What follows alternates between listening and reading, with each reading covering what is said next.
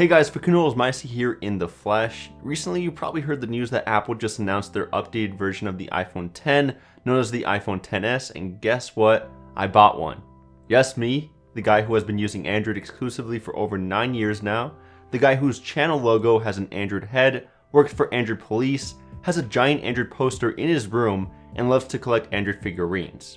I guess it's safe to say that I was an Android fanboy, but not anymore. I pre-ordered the iPhone XS because I'm curious. I want to see how iOS has improved over the years, how well it compares to Android, and get an idea as to why the iPhone is still the most popular smartphone in the world.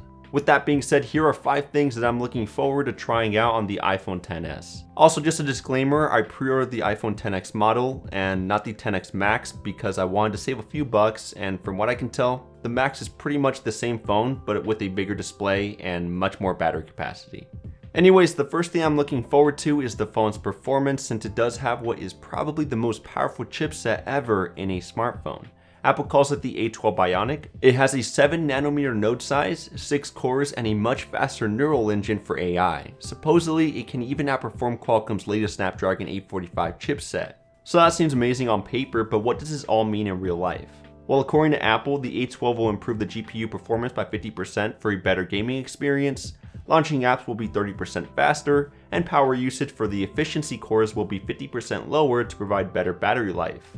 Overall, I'm expecting an extremely fast phone, probably the fastest smartphone yet, and I can't wait to compare it against the OnePlus 6, which I believe to be one of the fastest, if not the fastest Android smartphones out there. The next feature that I'm looking forward to trying out is Face ID, since it's the only biometric unlocking method on the iPhone XS, and the main reason why the notch at the top is so big. I want to see just how secure it really is, how well it recognizes my face in different situations, and how fast it can unlock the device. Since the XS has so many sensors on the front, I'm sure it won't be an issue. I'm also expecting a quick unlocking time, since Apple claims that they made the unlocking process even faster thanks to a newer and more efficient algorithms, and since Face ID runs on a faster version of the Secure Enclave. With the new iPhone, the third feature that I really want to test out is within their camera app. Apparently within portrait mode, after you take a picture, you can change the dynamic depth of field from anywhere between f1.4 to f16. If you're not sure what that means, you can control how blurry you want the background to be. Kind of a neat little effect, but it's definitely not a feature Apple invented. You can already do this within Samsung's latest camera app using live focus. I'm just interested in seeing how well Apple's version works, since they did make a big deal about it on stage. This is so exciting. I can't tell if you can tell I'm excited about this, but this is... Of course, I also want to see how well the battery performs in the long run. With the XS, I'm not expecting a big difference from its predecessor since it only has a bit more battery capacity, but the new 7nm chipset could change things. With the XS Max, there should definitely be a difference though, since you get 400 mAh more than the iPhone X. I also know that Apple products have a great standby time, so if I forget to charge the device overnight, it won't be a huge problem. Odds are it'll probably have the same amount of juice from where I left off.